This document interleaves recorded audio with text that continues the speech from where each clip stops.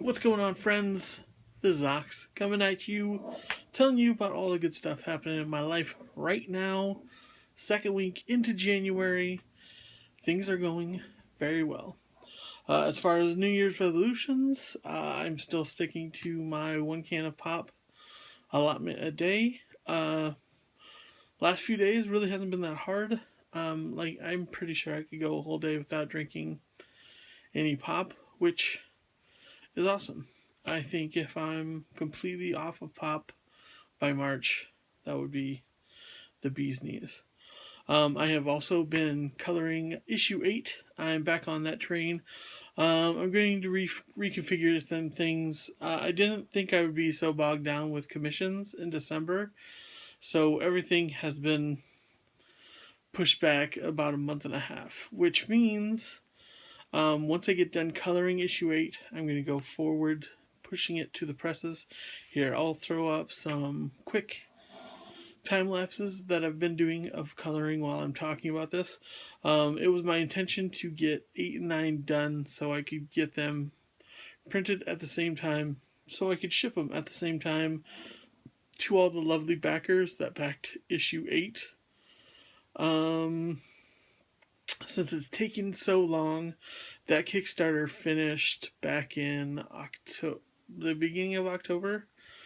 And now we're about 3 months past that. And this issue personally is so important that I want to get it to people. And then I can get to work directly on issue 9. I'm basically taking no stops, no breaks. It was my intention to do the 100 days of making comics again. I see Holly Brown is doing it, as well as a few others. Joshua Campbell has started his 100 days. They're making daily videos, as far as I've seen so far. I was going to do the same thing, but it's a little tricky for me because I make comics. I don't have too much else going on that I don't have problems dedicating half hour to making comics every day. Even with last year, here's another time lapse of me working on the coloring side of issue 8. But even last year, doing the daily sketch every day got me into a rhythm of setting aside at least a half hour for just sketching a day. I think if I'm going to do the 100 days of making comics, I will dedicate that to working on a different project that's not I Never Forgot. I think that's about the only way I can foresee that happening. I do want to do the 100 days of making comics because there's still that dichotomy which runs true where I'm busy with everything I want to take care of. I Never Forgot fills my days, at least 8 to 10 hours a day, working on that, making sure it's up to snuff. But it also means that I'm dedicating daily work to that. Like, that is my job. I think the spirit of the 100-day challenge is when you have no time, when you're trying to figure out some time to work on this personal project. And I have many stories that I want to work on besides I Never Forgot. I do want to get at least 4 issues done this year, which is 8, which is almost done. So it's basically 3 issues this year. But to do this, I need to work on I Never Forgot almost dedicatedly. I do want to work on other projects, but I will be sharing those projects on my Patreon, I'm pretty sure. Speaking of which, your Patreon subscribers are going to get a look at my comic process this coming Sunday, I believe, probably. I'll be doing a sketch up on Friday, and then we're going to be kicking it into the first of the Patreon exclusive videos. I think I'm going to do like, I don't know, 5-10 minutes talking about my process. Cut it about a fourth.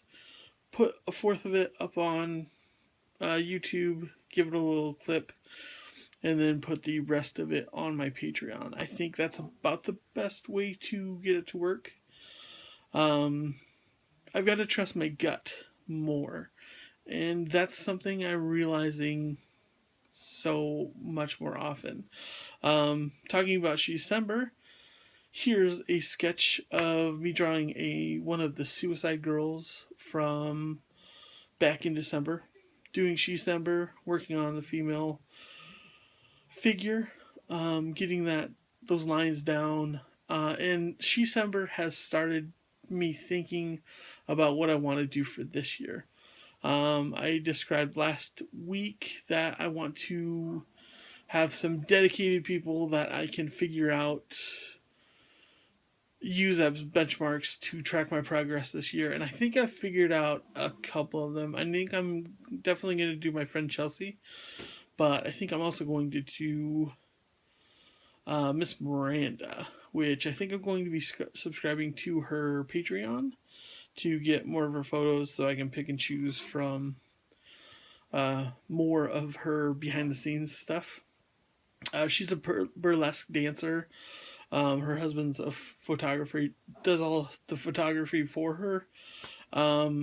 Really high class burlesque photos. Very tasteful. And I think that's the way I want to do it, because that will give me the insight to drawing the female form. And she rocks this cool retro, like 50s, 60s style. That greaser, rockabilly type, classic Hollywood almost style that I think will just open up a lot of skill sets that I want to learn for drawing figures and female figures for the most part. So that's that. Trusting my gut came to me tonight, though, because I wasn't going to see Greatest Showman. Like, I wanted to. I've seen it a couple times. Realized that I could wait for it for video. I know I have plenty of things to do, but at the last minute, I was like, you know what?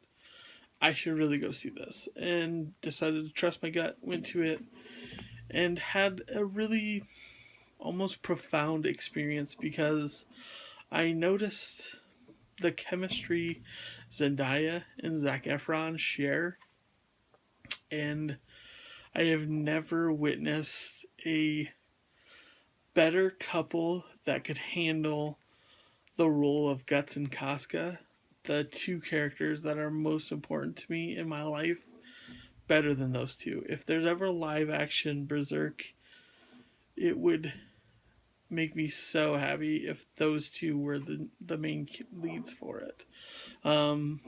Their chemistry they have on screen for The Greatest Showman is the best I've ever seen. That made me even think of this. There's a really touching moment that they share that is almost identical to a scene from Berserk, when they finally find each other, per se. But it's crazy. Here's another December sketch from my friend Hazel, who owns her own hair shop up in Minneapolis. It was her birthday on that day. So happened I saw it before I did my sketch that day. Decided to do one of her, and this is that one. So yeah, The Greatest Showman is... I want to talk about it so much, because there's real magic in that movie, because I want to say perfect, but I'm afraid to put that much pressure on it, because the framing is great. There's little moments. It does such a great job of showing, not telling. So if you haven't had a chance to see this in theaters, I highly urge you to see it in theaters, because it's probably maybe 2 weeks out from being pulled, I'm sure, because it's been in theaters for probably about a month now. I highly suggest it. I did sketches of Zendaya and Zach basically earlier today, and they turned out pretty good. I love this one where Zendaya's flowing around the ring, and she's tipping Efron's hat to him. The other ones where they're tangled up and swinging freeform. That movie, there's something magical about it, and like they really steal the show because there's their connection and this love story behind the scenes is so wonderful that it's underneath everything else, but it can't help but bubbling to the surface and becoming the main focus point, which speaks highly of the actors and of the storytelling. Another awesome thing that happened is the Machinehead posters came. I'm pretty stoked on how these turned out.